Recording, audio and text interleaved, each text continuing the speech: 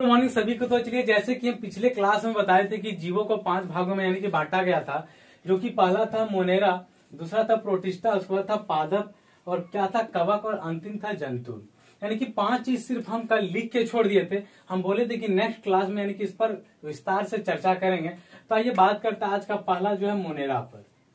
तो मोनेरा क्या होता है इस पर बात करते हैं। तो मोनेरा का पहला चीज है, इस जगत में सभी प्रोकैरियोटिक क्या है, प्रोकैरियोटिक जीव अर्थात जीवाणु, फिर है साइनोबैक्टीरिया तथा अर्की बैक्टीरिया सम्मिलित किए जाते हैं। ये किसके अंदर? तो मोनेरा के अंदर। यानी कि क्या है, मोनेरा के अंदर किस किस जीव को यानी कि सम्मिलित किया जाता है? तो वह इस जगत में सभी प्रोकैरियोटिक जीव अर्थात यानी कि जीवाणु, यानी कि इसको क्या कह सकते हैं? इसको कह सकते हैं जीवाणु। उसके बाद क्या है, साइनोबैक्टीरिया तथा अर्की बैक्टीरिया सम्मिलित किए जाते हैं ये मोनेरा के अंदर।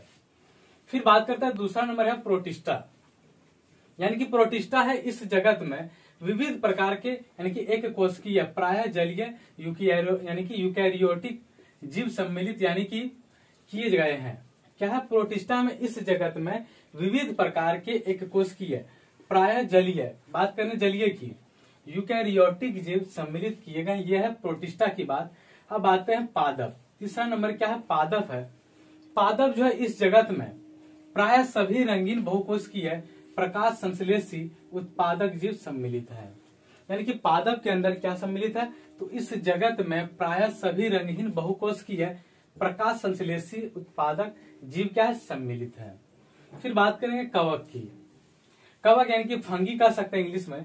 तो कवक में क्या होता है, यानी कि इंग्लिश में कह सकते हैं फंगी।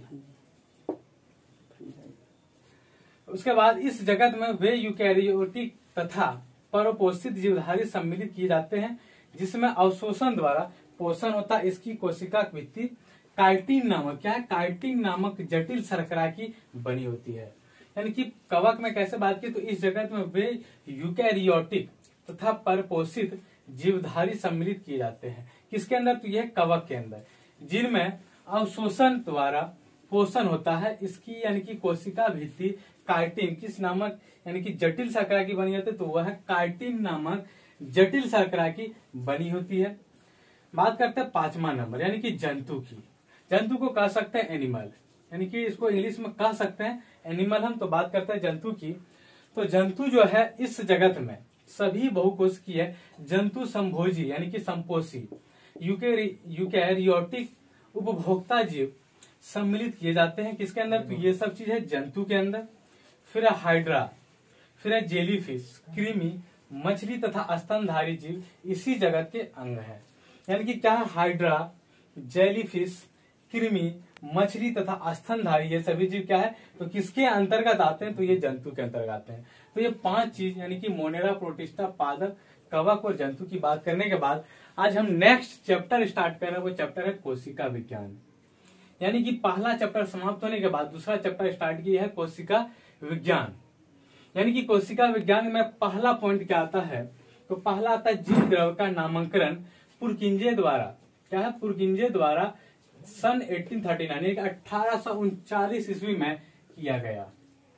क्या है? जीव द्रव का नामकरण जो किसने किया? तो पुरकिंजे ने किया। ये भी बहुत ही इंपॉर्टेंट पॉइंट है, ध्यान में रखना है। जीव द्रव का नामकरण किसने किया? तो पुरकिंजे ने किया है। कब? तो 1839 यानी कि 1839 ईस्वी में। तो ये सब क्वेश्चन जो है आपका बायोलॉजी का भी है और साथ ही साथ जीके का भी है। तो ध्यान में रखना है, जीव द्रव का नामकरण पुरकिंजे ने किया है। कब? तो 1839 ईस्वी में। फिर बात करते हैं, जीव द्रव 2 भागों में बांटा गया है। क्या है? जीव द्रव 2 भागों में बांटा गया। पहला कौन है? कोशिका द्रव, दूसरा है केंद्रक द्रव। जीव द्रव 2 भागों में बांटा गया। पहला क्या है? कोशिका द्रव, फिर है केंद्रक द्रव। तो बात करते हैं पहला नंबर यानी कि कोशिका द्रव की। तो यह जो है, यह कोशिका में केंद्रक एवं कोशिका झिल्ली के बीच रहता है। कोशिका द्रव क्या रहता? कोशिका में केंद्रक एवं कोशिका झिल्ली के बीच रहता है। कोशिका द्रव की बात कर रहे हैं। कोशिका द्रव कहाँ रहता है? तो कोशिका में केंद्रक एवं कोशिका झिल्ली के बीच रहता है। बात करते हैं दूसरा नंबर, जीव द्रव का दूसरा भाग क्या है? केंद्रक द्रव। तो यह कोशिका में केंद्रक के अंदर रहता है। ध्यान रखना है कि केंद्रक द्रव जो रहता है कोशिका में केंद्रक के अंदर रहता है। कौन? तो केंद्रक द्रव। और कोशिका द्रव कहाँ रहता है, तो यह कोशिका में केंद्र एवं कोशिका झिल्ली के बीच में, और केंद्र द्रव रहता है कोशिका या कोशिका में केंद्र के अंदर में। फिर जीव द्रव की बात करते हैं। नेक्स्ट पॉइंट आता है जीव द्रव। तो जीव द्रव का 99% भाग 4 तत्वों से मिलकर बना है, यानी कि कह सकते हैं पूरा पूरी जीव द्रव जो है किन 4 तत्वों से मिलकर बना है, तो पहला ऑक्सीजन, दूसरा कार्बन, तीसरा हाइड्रोजन, चौथा है नाइट्रोजन। ध्यान दीजिएगा, जीव द्रव का 99% की बात कर रहे हैं, किस पर यानी कि निर्भर, मतलब किस तत्वों से मिलकर बना, तो 4 है ऑक्सीजन। ऑक्सीजन जो है 76% यानी कि इसमें योगदान करता है। दूसरा कार्बन है 10.5%, हाइड्रोजन है 10%, नाइट्रोजन है 2.5%। फिर नेक्स्ट पॉइंट आता है, जीव द्रव का लगभग 80% भाग जल होता है। ध्यान में रखना है, जीव द्रव का कितना परसेंट भाग जल होता है, तो लगभग 80% भाग द्रव यानी कि जल होता है। तो आराम से कह सकते हैं लगभग, या फिर ऐसे डायरेक्ट कह सकते हैं कि जीव द्रव का 80% भाग जल होता है। फिर आते हैं जीव द्रव में अकार्बनिक एवं कार्बनिक यौगिकों का अनुपात कितना होता है, तो 81:19 होता है। जीव द्रव में अकार्बनिक एवं कार्बनिक यौगिक का अनुपात कितना, तो 81:19 होता है, ध्यान में रखना है। फिर कोशिका के अध्ययन के विज्ञान को क्या कहते हैं, तो साइटोलॉजी कहा जाता है, जो कि इस पर यानी कि विस्तार पूर्वक पिछले क्लास में हो चुका है, किस चीज को यानी कि अध्ययन को क्या कहते हैं। तो ये चीज एक चीज एक्स्ट्रा चीज मिला जो कि हम आज यानी कि लेकर आ गए हैं। तो कोशिका के अध्ययन को क्या कहते हैं, कोशिका के अध्ययन के विज्ञान को क्या कहते हैं, तो साइटोलॉजी कहा जाता है। फिर कोशिका शब्द का प्रयोग सर्वप्रथम अंग्रेज वैज्ञानिक कौन है, तो रॉबर्ट हुक, जो कि बहुत ही फेमस वैज्ञानिक है। ध्यान में रखना कौन, तो रॉबर्ट हुक ने कब 1665 ईस्वी में किया गया था। कोशिका शब्द का सबसे पहले उपयोग किसने किया, तो अंग्रेज वैज्ञानिक कौन है, तो अंग्रेज वैज्ञानिक किसने, रॉबर्ट हुक ने। क्या है, रॉबर्ट हुक ने कब, तो 1665 ईस्वी में। क्या है, 1665 ईस्वी में। फिर सबसे छोटी कोशिका, सबसे छोटी कोशिका जीवाणु माइकोप्लाज्मा। क्या है, सबसे छोटी कोशिका जीवाणु क्या है, माइकोप्लाज्मा। फिर गैलीसेप्टिकमा की है, यानी कि सबसे छोटी कोशिका जीवाणु किसके, तो माइकोप्लाज्मा और गैलीसेप्टिकमा का है। फिर सबसे बड़ी, अंतिम पॉइंट क्या बचता, सबसे बड़ी कोशिका शुतुरमुर्ग के अंडे की होती है।